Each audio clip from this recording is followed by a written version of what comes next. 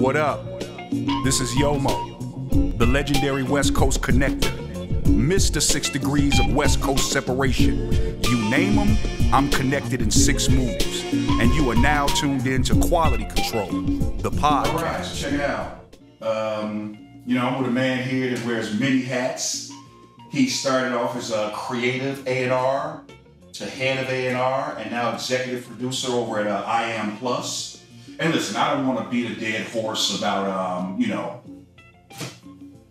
talking about one artist all the time. It's just that we all come from the same family tree, which is the Ruthless Records tree. So I'm going to let my man Dante, Mr. Everything is what he's called over to I Am Plus, give us some jewels and a little history about where he comes from and how we knew each other. What's going on, brother? Chill. Yeah. Yeah. So, Ballistics, right? The club Ballistics. Give me a little history about that. Put it into a nutshell. A year before I was in college, graduated, and literally months later, I met a few people that changed my life forever. That consisted of David Faustino, Brian Austin Green, and then a whole collective of friends that we had. And I remember the first time I met Faustino, we went to a club and we just hit it off that night. And I saw that he loved hip hop. Right. So at the time, I didn't know that he was affiliated with Easy. I didn't know this. Right. So as time went on, going to his set and going to 90210 set. That's right. Yeah. David Faustino was he played Bud Bundy on Married with Children, and Brian Austin Green was from Beverly Hills 90210. Yeah. That's right. And so I remember when Faustino had his little, what was their group name? I'm trying to remember what it was called. Was it the Outlaw Posse? Or was it the Hoop? The Outlaw Posse. It was the Outlaw Posse? Because Scotty Khan was in the Hoodlums. Remember the Hoodlums? Yeah. The Hooligans. That's right. That's right. So, and I think Easy wanted to do something, because I think also Faustino was affiliated with Greg Mack as well, with K-Dad. Right, with K-Dad. So, so I'm seeing all this. I'm like, okay, so he's in hip hop. But then he said, I want to do a club called Ballistics that we created with him, Nick Adler, Dan Eisenstein, and Robert Gavin. Right. So when that came about, it was something I had never experienced in my life. Right. And just 3 years before that, I would say, I was 18, I was going to a club called Hollywood Live. I remember. Where I used to see everybody. From Hammer to Kid Play to Bobby Brown. Yes. And Guy, all of that. Yeah. And it's funny because, to jump ahead for a second, will.i.am was doing Jimmy Kimmel. And I'm standing in this room because Jimmy Kimmel has his on-set inside the building and he has his stage outside. So we're inside just chilling before we went outside for to perform. I'm standing in this room and Jimmy Kimmel happened to walk down the hallway. He goes, "It's crazy when it's quiet around." I'm like, "Yeah." I said, "But I'm tripping." He goes, "Why?" I said, "Because at 18, I was sitting in this room dancing to Bobby Brown in 1980, I think it was 89 at the time. Yeah. It was here. I was like, yes, it was called Hollywood Live. It was in this building. Right. And and Jimmy Kimmel tripped out. He was like, wow. It's on Hollywood Boulevard, right? Yes. Yeah. Right next to El Capitan. Yes. Yeah. Listen, and let me tell you something. Before it was called Hollywood Live, Ice-T had that club. Yes. And it was called Water the Bush. Wow. Do you remember that? I remember Water the Bush. Okay. Yeah. Wow. Yeah, you remember that, right? That's so crazy. So yeah, that's where it all started. Right. And so then, so when Ballistics started, it was Thursday nights, and anybody would come to this, like celebs, you name it, they were there, and some huge celebrities now was going there at 18 years old. So from like you name the Scotty Khans, it's just mind-boggling who used to go there. The Leonardo DiCaprio, yeah. And so I remember Robin Thicke. He was 14 at the time, wearing like house slippers to the club, and I'm like, what are you doing, young man? Yeah. What's going on? So we would do this every Thursday. So it started at the Whiskey, and then it went to 836 Highland in 1992. So then we were there, and then all of a sudden, we wanted to step the game up because we had such a successful first year. Mm-hmm. So I had said to Faustino, I was like, yo, I'm like, what do you think about having a rap contest? He was like, man, he was like... Wait, so you guys partnered up as like promoters of that club? Like that was you guys' club? Yeah, it was our You thing. started that club. So Faustino, Eisenstein, Adler, and Gavin, they were the owners. Like, right. They were the money men. Yeah. We were promoters. Right, street team, all that stuff. Right. And so we would always have suggestions of things. Right. So rap contest was one of them.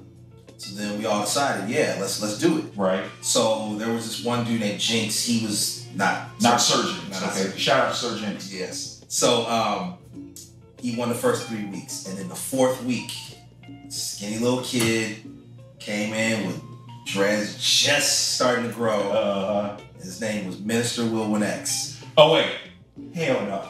He had the name Minister. I didn't see. As long as I've been knowing you, Will, I did not know you had Minister Will 1X. I just knew he was Will 1X. That's amazing. Minister Will Win X. Oh, he was serious about it, huh?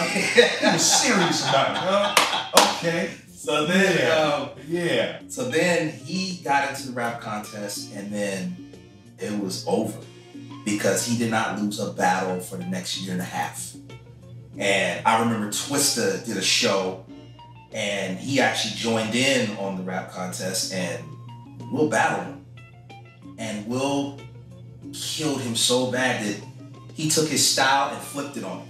And the whole crowd lost their mind. And it was like, okay, who is this dude? Who is this kid? So here's another crazy thing. So the first year of Ballistics, a couple people would come through and perform. NWA was one of them. And I remember when NWA performed, that was actually one of their last shows. Yeah, this was on the way out, especially them years. Yes. Yeah. This is on the But Easy took an interest, obviously in Faustino, but then I remember we moved from 836 back to the Whiskey. So then the battles were starting to get even iller. I remember Farside performed. I remember like all these people were performing. And that's some iconic shit that was at the Whiskey, which is like Sunset Boulevard, iconic clubs, like all the great rock stars. Yeah, that's so dope. Motley Crue, the Guns N' Roses, all them started. The Doors. They all started there. So for us to have this with hip hop, it actually opened a lot of doors. Sure. So then I remember Easy saw Will winning all these battles. So he came one night, he kept hearing about it. He's like, I gotta step to this kid. So then he stepped to him and was like, listen, I want to sign you as a solo artist. And Will was like, well, no, I got my crew with me. So then he goes, you gotta sign him too. So then that was Mookie, Mook, and Apple Yap. Will 1X and the At Band Clan. Yes. Yeah. So Will brought him in, and there was Motivate as well as a producer, and Epic. Yeah. Epic too. So we had a showcase for a Ballistics album that we had just done. And Will came to me and was like, yo, I want you to sing in our crew. That's right, you was a singer. Yeah. You started off as a singer. Dante, you know what? Let me tell you something. I forgot about that. Because you've been doing all this other stuff, like I said, Mr. Everything over at IM Plus, and you've been with Will for years. I forgot that, you was a, ladies, he was an R&B singer. Look at him, smooth. Look at him. So I got an even crazier story. So before that even happened, I got jewels. So go ahead, drop it. So do you remember Echo Sound? Of course. Listen, everybody recorded Echo Sound. Exactly. Okay, so 1991, we were starting the Ballistics album into 92. At that time, it was hard for me as an artist because I was just starting my demos. So I remember a day in particular. It was overcast, just like this one, and I could not sing a line. For whatever reason, I was terrified. So I took a break. I went in the lobby. My girlfriend at the time and I showed up, and then she just was driving me nuts. So we got into an argument in the lobby. So I was in Studio A, there was Studio B. Door opens, dude walks out and was like, yo, what the hell is going on out here? And I'm like, oh, I'm sorry, man. I didn't mean to be so loud. I'm just, I'm trying to focus and I can't, with all this going on. And then the dude just says, yo, if you would keep it down, everything would be cool. And she got mad and was just like, I don't give a damn, and da-da-da-da. He said, okay, I tried to be nice, but if I was you, I'd get the hell out of here right now and let your man focus. Right. So she got pissed and walked off. That person was Tupac. Wow.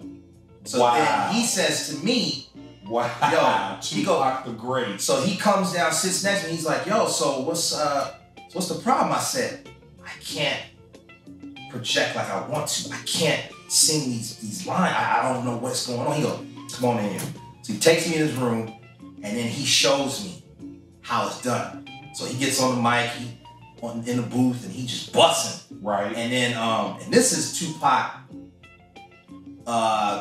probably right when Juice. So it's around that time. Right. So this is right before Ad-Ban, around Juice. Around Juice, the movie Juice. Yes. Yeah. So he had the whole. Yeah. And then he had his little, the African, his thing. His African pageant. Yeah. So, so he says to me, listen, what I need you to understand is, and this is so ironic, he goes, when you step into this booth, you gotta leave the ego at the door. And we all know Pac, he was the most egotistical motherfucker in the world. Absolutely. So, but he was like, you need to have the ego in the booth and on that stage. He goes, now you sing, right? I said, yeah. He goes, why don't you change it up?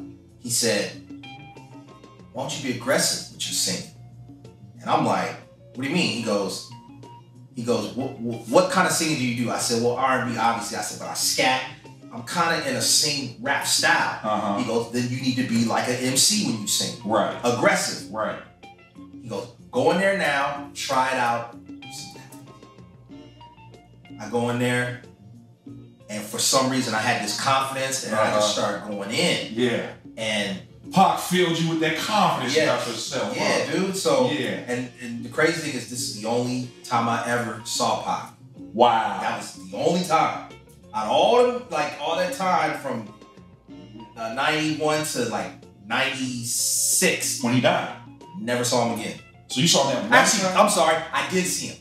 I would see him at Roscoe's on Gallery. Shout out to Roscoe's. I would see him at Roscoe's on Gallery.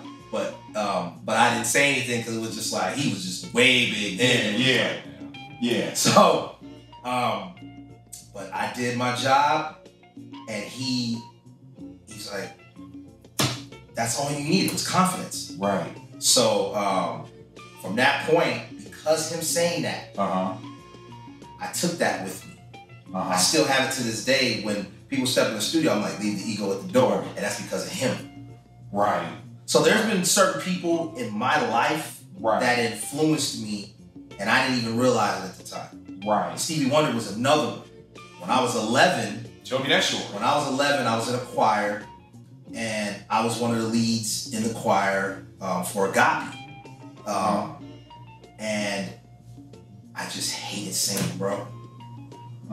See, so it goes way back, even before trying to sing in the booth. Right. I didn't want to sing. I just didn't want to do it. Right. And my mom was just like, yo. So we had a big show, and it was with Stevie Wonder, and my mom was like, this dude will not sing. We always have to bribe him, get him McDonald's, whatever it is, just to get him to sing. So Stevie was like, okay, well, this is what you need to do. You tell the conductor, when it comes to a solo, everybody shut up. Turn off the music, everything. We gonna find out what he's made of tonight. And I'll never forget, I'm sitting there and I hated, dreaded it. Every time it would come up, I would just try to play it off.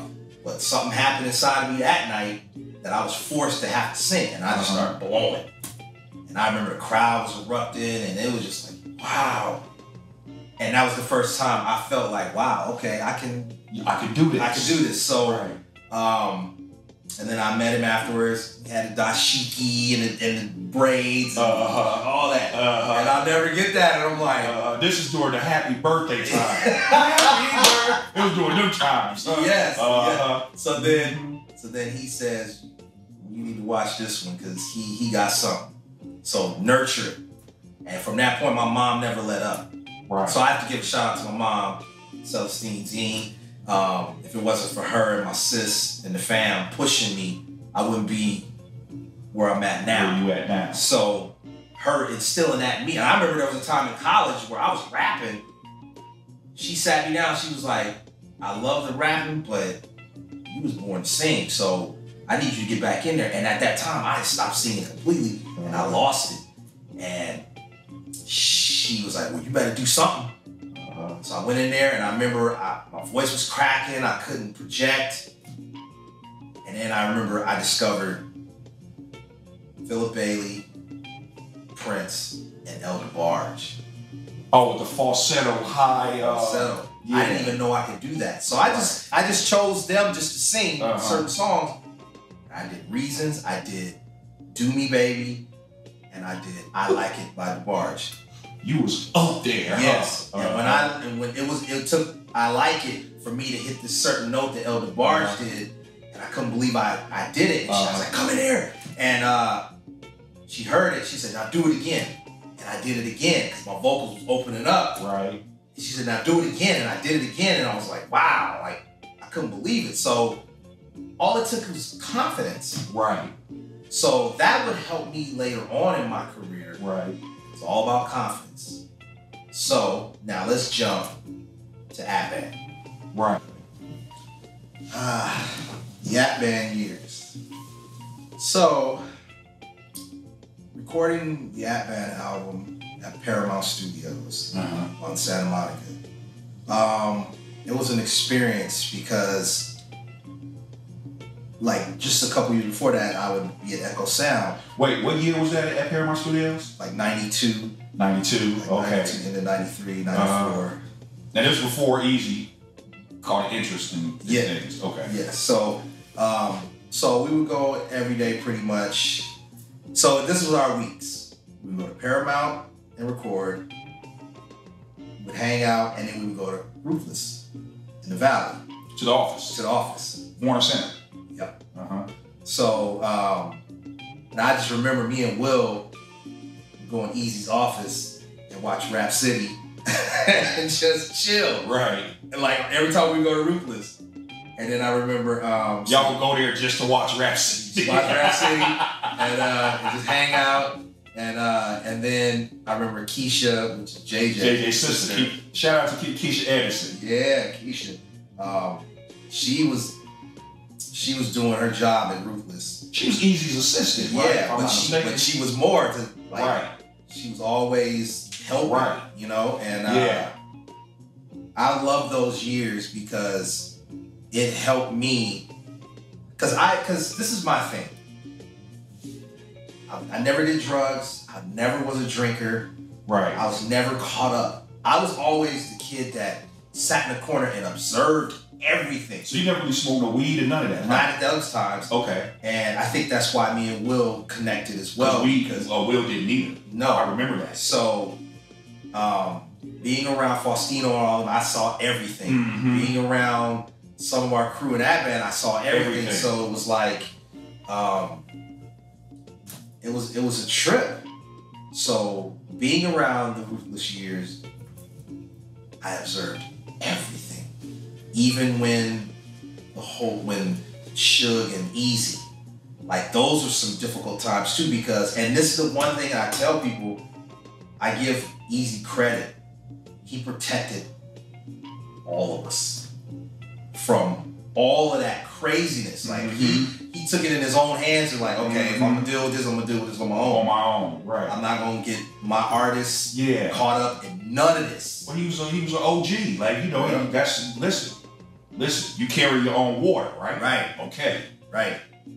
Because I mean, remember, we would go to Ruthless in them times when it was anything could pop off. Oh, I know, dude. It was people like, you know, it was members of the JDL, Jewish Defense League, sitting in Jerry's office, strapped.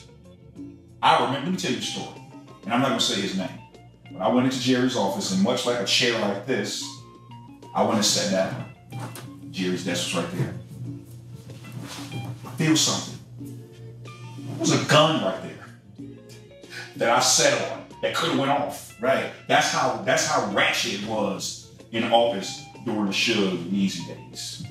Whew. Yeah, bro. So now think about that for a second. So we in those days, Right. and we going to Paramount, and we're recording, and you got that in the back of your mind. Right. So certain times Easy would come through just to check on us, and Easy felt like, you know, Ad-Band was like his tribe.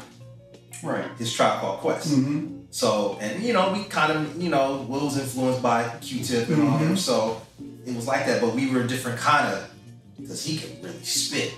So did App and Mook. So, so we recording these records, and then I remember the moment, there was two moments. In 93, I remember I had an audition at the Nico Hotel for this new artist to dance for. And I show up and I audition. I remember they fired everybody that was auditioning because they didn't want no ballet dancers or no ballroom dancers. They wanted some like hip hop dancers. Hip hop dancing, right. So then they told me to stay because they liked how I danced. And then they called in some new reinforcements. And shout out to D-Rec from Wild Out. Shout out to D-Rec. he was my dance partner, and then we had girls with us as well. And then that singer was Aaliyah. You gotta be kidding me. Really? It was Aaliyah. Because I remember R. Kelly and Aaliyah, they were dressed like Magic Mountain style. They were dressed exactly like. Yeah. And they came downstairs and they checked us out and they liked us. And it was like, yo, this is what it is. So I did a few shows with Aaliyah, and then I remember her calling me one day and saying, yo, I want to take you permanently out with me, and your first tour is the Bump and Grind tour. Okay. And I told her straight up, and her mom, I was like, I can't do it. She's like, why? I'm like, I'm already with somebody. I'm affiliated with this group called Ad-Band Clan and Easy. Right. So I can't just leave. Right. So she's like, well, if you change your mind, you know this is always home. I was like, I appreciate that. So it's crazy, like, wow. And that was 93. So now we jump back in, and now we jump to 94. Like I said, I'm at Paramount one day just chilling, and then Easy shows up, and I'm sitting there watching a football game, and he sits next to me, and he's just like, hey man, you know, I like what you did on that album. Like, your singing is dope. Like, you ever thought about doing solo? And I was like, I mean, that's the plan. He was like, you need to come to the office. If you're serious. I was like, yeah. So, meanwhile, you already knew where the office was, right? Right. Yeah, so, you know, but it never happened. Right. I don't know why, Right. but it just never happened. Right. So I didn't trip. I just continued to do the album. And then now, let's jump into 95. And I remember Will telling me Easy would always take him out for his birthday, which was March 15th. He didn't do it this time. So it was just like, okay. Will didn't trip. And then next thing you know, y'all heard the news. You knew something was wrong. Yeah, we heard. Like, I remember Keisha telling us, yo, you need to come up here. You want your masters, you want to come up here now. Because it's going down. Yeah, it's going down. We didn't know what was going down. We just knew something was happening. Right. And then, so me and Will went up there, and he went to get his masters, and then next thing you know, we found out the news. So then we're like, what? And I remember Will telling me that Easy called him and said, sorry man that I didn't take you out on your birthday. He said, we're gonna figure out this Ad-Band thing. Well, let's do it. And he passed a week later. Eric passed a week later, huh? A week later. Yup. So then I remember Apple, he started freaking out because he's like, because at that time Mookie just was like, I'm cool, I'm out. Right. So now it's me, Will, and Apple. Right. So I remember Motivate and Will had a production company called Black Eyed Pea Productions. Right. Out of the loft. Yes. The loft downtown. Yes. Yeah. Yes. So then me and Will were talking. He was like, okay, you know Brian Austin Green. I know Ben, we can work at Ben Yard's house, we can work at Brian Austin Green's studio in his house, and then we can work at Red Food's crib. Right. Red Food from LMFAO. LMFAO, right. Yes, because him and Will went to Palisades together. Right. So we figured out our strategy. Right. And then that's which ended up happening at Ben's crib, right? Right. The majority of that record was shout out to Ben Yard. Ben We're gonna get him on here too. So that's when Black Eyed Peas was created. And that's when the name came out. And it was just like, wow. Now let me ask you this. So you briefly, you auditioned for, I guess, Aaliyah, right? You got that, but you turned that down. And that was on the dancing tip, correct? So let me ask you this, as a singer, did you sing for anybody back then, like on record besides Will?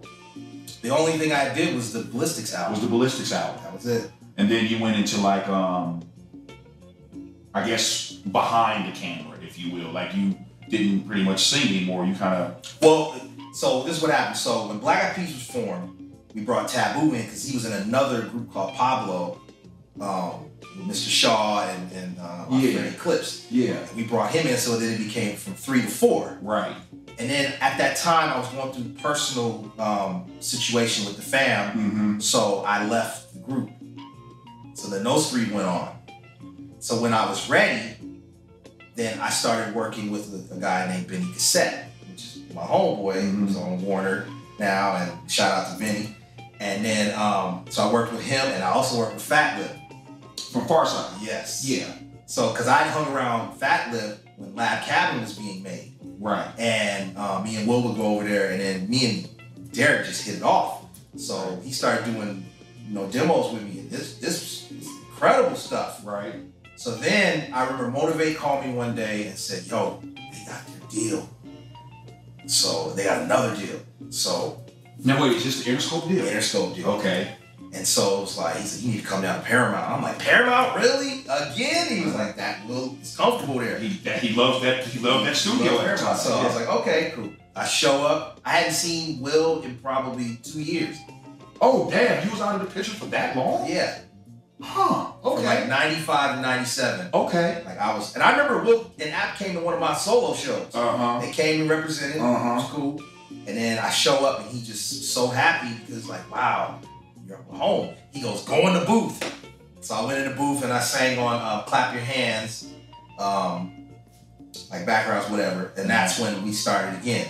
So now, that's Behind the Front. And we did Bridging the Gap. And I remember there was Behind the Front is the name of the first album. Yes. Second album is Bridging the Gap. So then I remember there was another moment. So we were pretty much done with Bridging the Gap. And then the first single was Weekends. And I remember I said, I'll be back, Will. So we was at the Studio, which is the studio we had just gotten. I go to this, in La Puente, I go to this hat store. And I'm sitting in the store and I'm listening to music in the store. What was you doing in La Puente? Just I lived out there. Oh, okay. Yeah, I lived out there. So, and it's funny because Fergie, she actually lived in Hacienda Heights, which is right next to La Puente. So, I thought she's from Whittier. No, she's from Hacienda Heights? Yeah, Hacienda Heights, Uh-huh. which is right next door to Whittier. Yeah. So I'll bring that in later. Yeah. So then I'm in this hat store, I'm listening to music, it's popping, trying to check out my hats. And then I hear this song and I'm like, oh, it's Joyce and Jams. I'm like, yeah. Next thing you know, I'm like, wait a minute. I said, where'd you get this? He said, what do you mean? I said, where did you get this? I said, what else you got? And he pushed the next the button and it played another song. I said, let me have it. So he gave me the CD. I was like, I'm out. I called Will. I was like, you at the studio? He's like, yeah. I said, I'll meet you there. I get in there. I said, don't get mad. I said, but I was just at a hat store and this is what this guy was playing in his store. And I put the CD in, and it was Weekends. And it was a song called Beautiful People featuring Macy Gray that didn't get cleared by the Beatles. How many songs they do with Macy Gray? Because I remember they made a video with Macy Gray. They did Request Line. Right. So, and from that point to this day, no CDs, no nothing goes out. Because of that day. Like when I had that CD and so Napster was big back then. Right. And people was burning people's CDs and downloading all that stuff. So he was so mad that it changed his whole perception on all of this. So, right. So to this day, he does not burn anything or give anybody anything. You have to hear it in the studio. And that's it. And that's it. Yeah. And I appreciate that because it's like, you don't want your music getting out. Right. So that's when me and his dynamic got even better. Right. So then, let's jump to 2001. We're in Frisco, we're doing shows, and Black Eyed Peas, I was in a group called Bro Shiggies at the time. Bro Shiggies with Huck Finn. Yeah. Shout out Huck Finn. Yes. Marcel, Nayu, what up? And so 9/11 happens, because we come home and then they had a show in New York. Right. 9/11 happens. So they were terrified. They didn't even want to go, but they ended up doing it when the government let people fly. Yeah. So then, now let's jump to the like in 2002.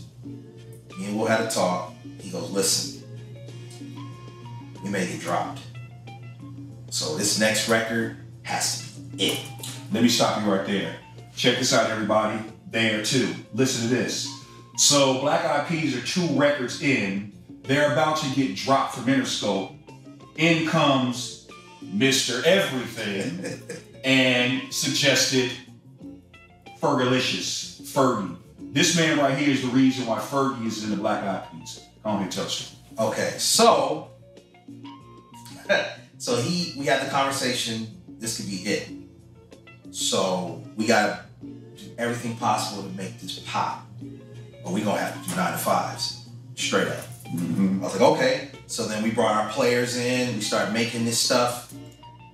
And then I remember, I was like, yo, Will, you have a certain type of profile, but you gotta have a bigger profile. I said, so I suggest you start hanging out with bigger people. He said, what do you mean? I was like, Puff, Jay, all them. Like, we need to go to these clubs and start hanging out with them, so your profile get bigger. And see, this is before the days of social media. Yes, exactly. So, like, actually, Friendster and MySpace was right around the corner. Literally right around the corner. So, so we're hanging out with Puff, and Puff was like, yeah, I know who you are. So he's like, yo, do me a favor, come down to this video shoot I got tomorrow, and we'll talk, and you'll play me your stuff. So I remember we go down to the You Don't Have to Call Usher video shoot. And we're sitting in Puffy's Bentley, and he's playing the Elefunk instrumentals. And he just looked at us and he was like, yo, this is crazy. He goes, okay, bring this back to me when there's vocals and all that type of stuff. So, all right, cool. So, what, like y'all was gonna get a deal with Puffy? No, but he just had something about him that, and I'll tell you, Puffy's been one of my influences because of, you know, people talk about his rap, and I don't care about all that. It's what he's done in his career. Right. With production, with marketing, with finding the talent. Like, and that helped me in my career later on. Right. So, I'm looking at Puff, and I'm like, damn, okay, I see you, Puff. And next thing you know, they put me back in the group. So now it's us 4 again. And I did all the vocals for Elephant, everything. And so then presented to the label, and then they was like, well, we used to girls because they had Estero, Kim Hill, Macy. We want to stick with the girl thing. So we'll tell you that. I'm like, it's cool. He's like, but I'm keeping all your vocals. Don't trip. I was like, all right. So then we're looking for a girl now. And then I remember me and him went to go see Nicole Scherzinger. This is before Pussycat Dolls, right? Yes. Right. She's an Eden's crush at the time. And we went to crib, and her dude, Nick Hexum from 311, is like, she can't because she's signed already. Right. So then we leave and we're like, man, all right. He goes, if you find anybody, let me know. All right. I go to a club one night. Girl jumps on my back. And I'm like, who the hell is this? I turn and it was Stacy Ferguson. She was in a group called Wild Orchid. Right. And I had known Stacy since she was 16 years old. So I'm like, where the hell you been? She goes, yo, just letting you know I'm solo now. I was like, oh wow, let's do this. So I exchanged numbers. She came over to the studio, played her stuff. I loved it. And then that was the end of it. Then Will asked me like a couple weeks later, he's like, yo, so did you come across anybody? Right. I said, actually, I did. I said, I think I have the person for you. He's like, who? I said, Stacey Ferguson. He was like, oh, hell no. He was like, what? He was like, she's already in a group. I was like, no. I said, she's solo. Right. He was like, okay. I was like, trust me. This is the first time I ever said trust me on anything. Right. I said, trust me, bro. She got gospel skills. She fits right in the pocket. Right. And she's a Black Eyed Peas fan. So I'm like, she fits. She got soul. Yes. So I said, let me handle it. I call her up. I said, I need you to meet me. She's like, what's up? I said, I know you're doing your solo thing, but I think I have an opportunity of a lifetime. She said, what is it? I said, there's been different artists that have had foundations. Ice Cube was one. Beyonce was another. Justin Timberlake was another. And Michael Jackson was another. And they went on to become who they became. Right. So my suggestion is, if you're cool with this, I think you should be a part of Black Eyed Peas. And she was just like, really?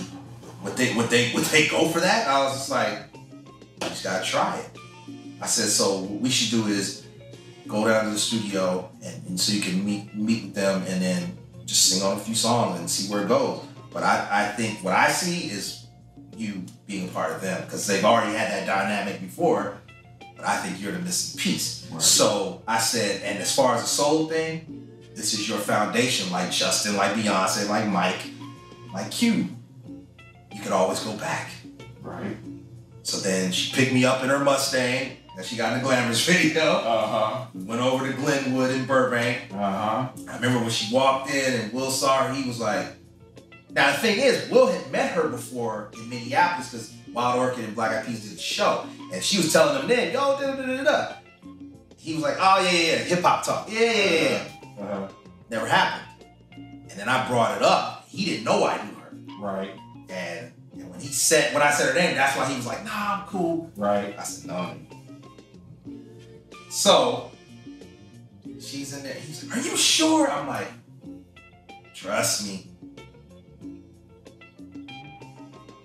Okay, so then we're working on Where's the Love. And I tell you, Yomo, we tried everybody to sing this song. Everybody. And it just didn't work. So I remember Taboo, we had just met Justin Timberlake. And him and Tab became cool with each other. Now wait, Timberlake was in sync at the time, right? No, he was solo. Oh, this is after the sync. Okay, okay. So this is a funny moment too. So, so I'm knowing that Tab is cool with him. So then it hit me. I'm like, ah, this dude, perfect. To join the Black Eyed Peas? No. I was like, Timberlake needs to be singing on this song. Oh, okay. So I go to Will and I said, hey, what you think about Justin singing on Where's Love hook? Oh, hell no. That was his other thing. Oh, hell no. I said, Will. He goes, he's in sync. I said, I don't know if you know this, but he's solo. And he's working with Pharrell and Timbo. Timberland for all y'all there. Yeah. And I heard his album is crazy. So I said, you gotta trust me on this one too. I said, I can feel it in my gut. I said, I think this is the guy. I said, we've tried everybody. I said, you know what? It's cool, whatever. So I hit Tab, I was like, yo, just keep being cool with him, whatever, Then Will came back to me, he goes, yo, let's do it. So then I hit Tab. I said, yo, call Will. And then Will and Tab talked it out, and then he brought Justin in. Right. So then I remember Justin shows up to the studio, and Will's sitting there, and he goes, all right, let me hear what this sounds like, this hook. Because Tab called Will, was like, yo, he got this hook. So he comes in, he sings it. Will was like, and I was like, Will did not want to see that face, son. I was like, I was like, yeah, son. I said, I told you, you need to trust me. I see it. I see things you don't see. Right. So from that point, here's another interesting part. So they're on tour with Justin and Christina for that tour. They're opening up for them. Opening up. And then they would do shows at night at House of Blues all over America. Where they headline. Yes. Right. So we do Staples, and I see Justin in the hallway, and I'm like, I said, yo, Just, don't you think it's time for people to know that it's you singing on Where's Love? He's like, what do you mean? I'm like, because of your situation, they didn't allow us for you to be in the video first off and put your name on the thing. Right. So nobody knows that's you. I didn't know that was him. So you say, wait. The vocals on Where's the Love is actually Justin Timberlake? Yes. Yes. Wow. So I said, actually, we're having a release party tonight for Elephant. You need to show up. And people need to see who it is singing that song. You sure? I'm like, yeah. So I'm like, just meet me at Vinyl in the backstage area. I get to Vinyl. Security taps me. He goes, yo, JT's at the door. I'm like, JT? He goes, Timberlake. I said, he showed up. I was like, what? I opened the back door, and there he is. And I'm like, you came. He was like, you convinced me. I was like, okay. He's all right, so what do I need to do? I said, okay, this is what you're gonna do. He goes, let me be honest with you. He goes, I'm kind of terrified. I said, why? He goes, because I do choreography. They are freestyle. I said, it doesn't matter. I said, let them do them. I said, so what I need you to do is stand in the back of the stage, so where you're hidden. So let them do their verses, whatever, So when that hook comes up, I said, I need you to step outside of the backstage into the light and start singing that hook. I said, watch what happens. So now here's the song. He's in the back of the stage and he's looking over at me like, I can't believe you're making me do this. And he just keeps looking at me. I'm like, you don't, gave the mama look like, you don't do this, what? So then the song kicks in and then they're hyped, they're all over the place. Right. He's just like, oh boy. And then here comes the hook. He just walks out like it was a movie. He walks out from the back and he starts singing a hook. Nobody knew. And people immediately started freaking out. I could imagine, because listen, I'm freaking out hearing this fucking story because I didn't know that. Did you know he sang in the background? I didn't know. Wow. He started singing that hook and it was over because people left that night and next day on the radio, it spread like wildfire and Where's Love went. Boom, boom. So it was because that live performance that record took off.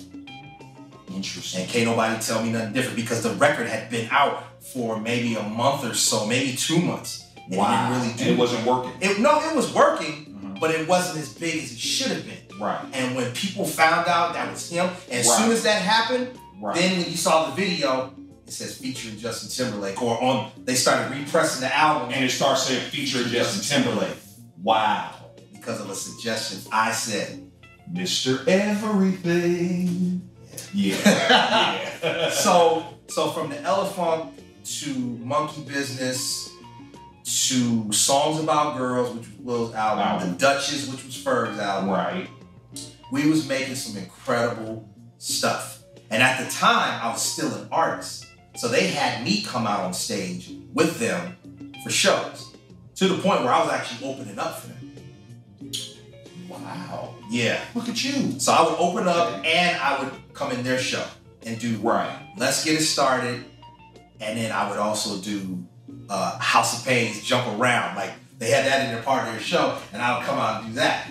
So I remember my first gig was Australia, Sydney, in front of 20,000. And it was me, I forgot this DJ group, John Legend, and Black Eyed Peas. So I remember I did a show tape with my friend DJ Replay, part of John Baptiste and Mike, you know, producers extraordinaires, give them a shout out. And he made a show tape. He made a CD, and he made he put on an iPod. Get to the stadium, I'm doing rehearsals, and everything went lovely. I get show night, somebody broke the CD. What's the good thing? It was on the iPod, right? But we didn't know how that was gonna play out. Right. So I said, listen, see what happens if you take this iPod and plug it into the board. See what happens. So I'm probably the first person in history to use an iPod in a stadium. Jesus Christ. Jesus Christ. Nobody probably thought to do that. What haven't you done? My man. And I tell you, I remember like it was yesterday. I'm standing backstage, and I remember my intro was Jay-Z, 12 a.m. on my way to the club. But I had the intro. Like, bah, bah, bah. Right.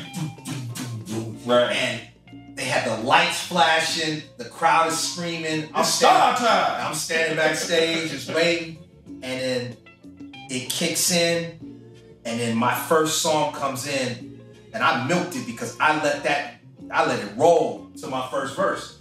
So the beat is popping, and I'm just making them wait. As soon as my artist years, yeah, for sure. But in the midst of it, it was like I was the artist, and then I transitioned into the executive. Yeah.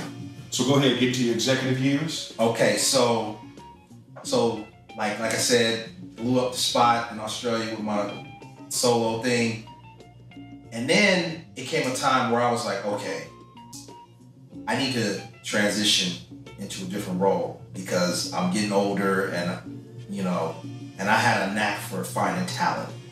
Right. So, and Ferg was the first time where I was like, wow, okay. Right. So, and actually, if you want to say it, I kind of discovered Will too, like in a way, because it suggested a rap contest, and then he happened to end up being in it. Right. So, we do the end, and it was one of the most iconic records ever.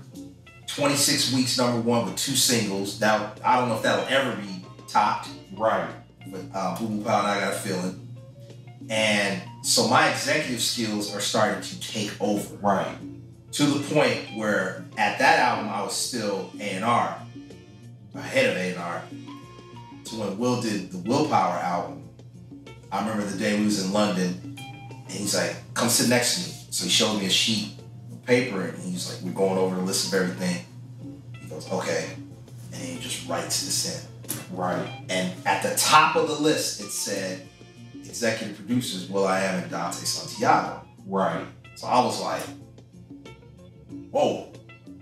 Right. I was like, whoa, okay. Okay. So it's going to that level now. Right. So in the midst of doing that album, I had created something because we had Black Eyed Peas, we had LMFAO, and that's another story real quick. Let me jump to this. Right. So Will asked me, he said, yo, I don't have time, but can you go check on LMFAO? Because they were starting on their second record. So I go over there and I said, hey fool, I'm gonna be over here all the time to check on you guys. He's like, all right. So every time I went in there, he would play me all these songs.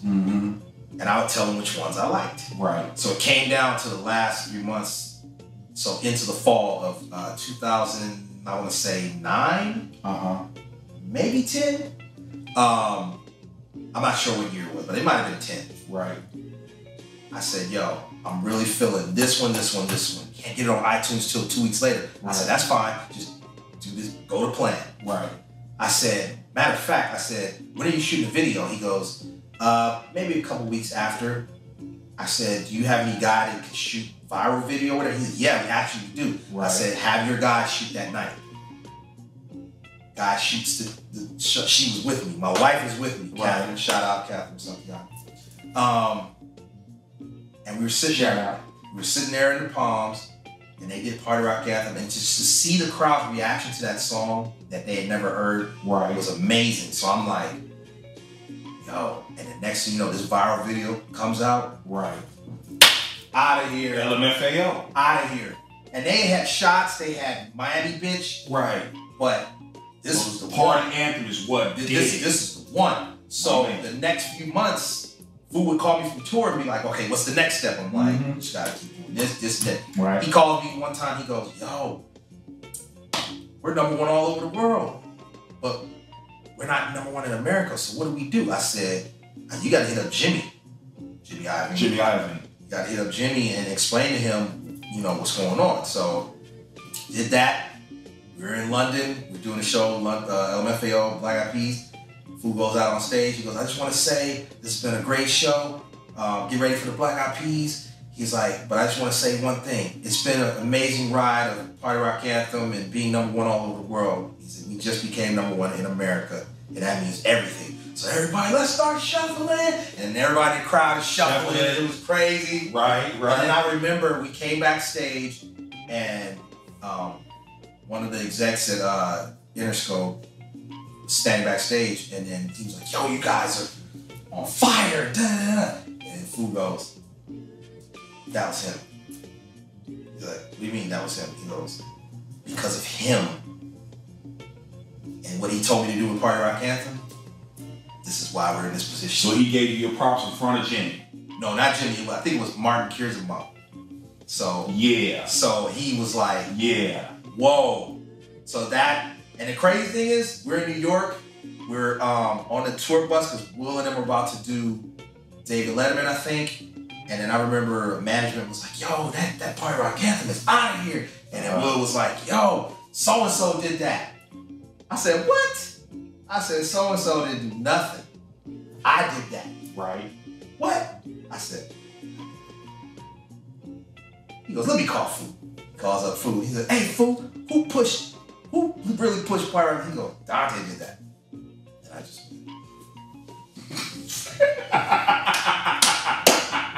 my man. Looked at him again, gave him the yeah, son. So it's been a fun ride.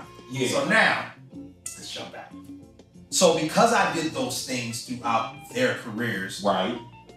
Another one was John Legend. He and Will wrote a song for Black Eyed Peas, for Monkey Business. Right. And Will was like, yo, we gotta have Ferg singing. So Ferg's in there singing it, and I just wasn't feeling it. I was like, as dope as she is, she just ain't hitting it right. Yeah. So if I was you, I'd give this to John. Right. Are you sure? I was like, yes, I'm sure. I would give that to him. So John comes to London. He goes, hey, well, whatever happened to that song are you gonna use it?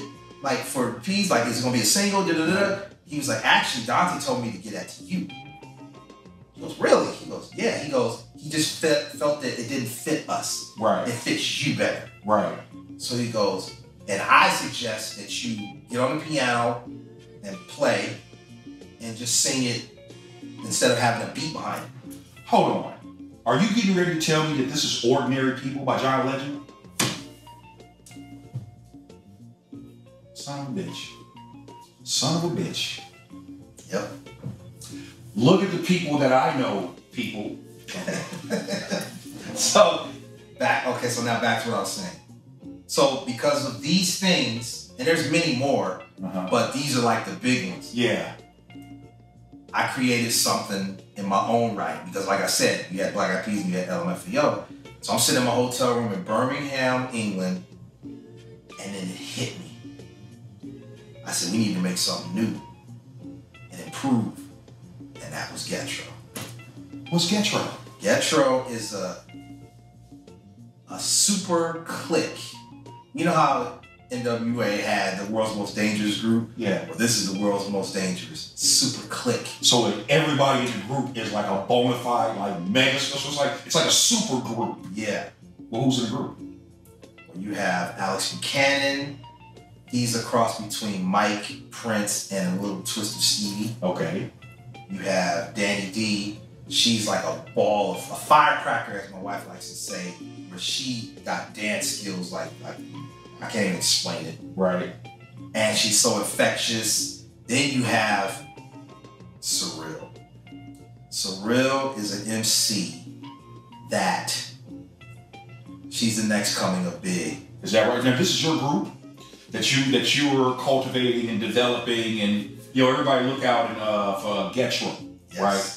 Yeah. Yes. So putting this together, it reminded me of the old days of Black Eyed Peas and how we came about, and then seeing LMFAO become what they became. Right. So I'm like, I've already been here, so let me make something even doper. Right. Where you put a collective together. Right. Of talent, and then just unleash them on the world. Right. So right now we're in the process of finishing our first album. Okay. And then after that's done, then all those individuals will put out their own record. Oh, like a woo. Yes. See? Like a woo. Like a woo. Is that what you've been telling your wife? See, the woo go way back. Yeah. So, but yeah, I'm very proud of it because I've created something in my own right outside of Black Eyed Peas and LMFAO, because Food, that was his baby. Black Eyed Peas was Will's baby. Right. This is mine. Right. And so, but I feel like with mine, the most important thing is the team concept. And everybody's bought into that. All the artists. Well, teamwork make the dream work. Exactly. Right. So, letting people out there know, when you're doing this music thing, and he can attest, not one person does this by themselves. It's a collective of people. Certain people don't get their shine for whatever reason. People hate, people are whatever. But it will never change the contributions that myself and my man Yomo have made to hip hop and music in general. You're kidding me? This dude named NWA and he named Ruthless Records? Come on, son. That's iconic in itself. Thank you, sir. So I appreciate that. No, I give love and shine to where it's due, man. Straight up. That's what's up. So with this situation, I think Getro is coming at a perfect time, because right now in music, I'm not really too pleased at what I'm seeing, and no disrespect to the new generation, because they have their ways just like we had ours. Ways. Right. We was coming up. You don't want to come off sounding like a bitter old head. Ain't no bitter old head. Yeah. I know dope music when I hear it. Right. And I'm going to give Drake and Kendrick and J. Cole they shots out. But outside of that, well, you know what? Hold on. Big Sean. I like Ricky Rose. And I think 2 Chainz is dope. 2 Chainz is dope too. 2 Chainz. And Rick Ross. But outside of that, go ahead with your story. What was I saying? Let's talk about Getro. Oh yeah, so Getro. So it's just like, I'm putting a collective together of talent that is going to prove once and for all, it's about the talent, the songs. It ain't about no followers. It ain't about no views. That's great and all, but from our day, you had to put in the work. You had to, to get put on, you had to have some skills. And these days, put in the work. To me, this is called the lazy age. Right. Not the daisy age like daylight. Yeah, the lazy age. Like straight up, like these people out here think they can just be producers and songwriters and singers and rappers. Nah, son. This ain't built for everybody. There's 100,000 artists all over the world that think they can do this. And I'll say what Michael Jackson told me. He said, I asked him, I said, Mike, where do you think music is going? And this is right before he passed. He goes, you're not gonna like where it's going. He goes, not everybody's a superstar anymore. Right. He goes, in the 80s, we battled. Me and Prince, Madonna, Lionel, Stevie, we all had dope, iconic albums. And then you had hip-hop come in, Straight Outta Compton and Public Enemy and all these people, Guns N' Roses and Metallica. Like, we all battled. Right. He goes, now, you're not going to like what's about to come. He goes, we're good right now. He said the Peas are having a great run, but what's coming in the next 10 years? And he proved it. Right. I'm cool. Right. I'm so cool on what I'm hearing. But I do have to give a shout out to the people that do care about the art form and keep it hip hop, keep it real, like popular, like a Beyonce, a Rihanna, like I said, a Drake, even an Adele, a Sam Smith, or you name it. Like there's certain artists that are really, really good. Right. And they get their credit because they deserve it. Right. But then you have the mumble mouth. Right. Right. So listen, y'all. Don't get me started. For all y'all aspiring artists, listen to an executive. Listen to what he just said. It's not about the followers, although that helps. It's about putting in the work, having skills, and being creative. And with that being said, as we like to say here, quality control, if it ain't qualified, it ain't this. Peace. Yo. Hey, yo, my quality control captivates your party patrol. Your mind, body, and soul. For who the bell tolls, like the rhythm explode. Big bad and